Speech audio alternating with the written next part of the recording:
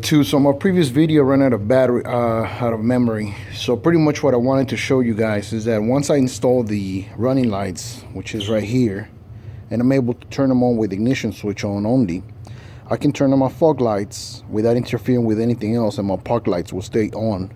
And then I can turn on my low beam, so everything will be running, and also I can turn on my high beam at the same time, so I can have all three, especially when it's really dark at night. I'm able to blind people pretty much. So let me show you what I got going on. So right now with the ignition switch on, just ignition, it's like turning on my truck. I got my lights on right now, my daylights. Now if I turn on my lights,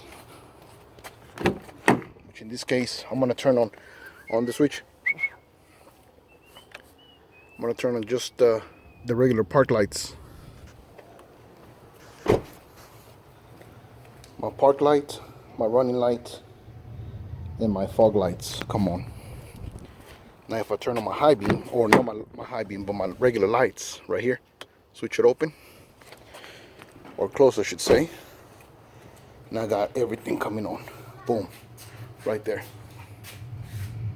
And then if I do the high beams, that's the killer right there, because normally when you turn on the high beams, the fog lights shut off. So right now I got everything on. Fog light, daylight, low beam, high beam. Holla at your boy.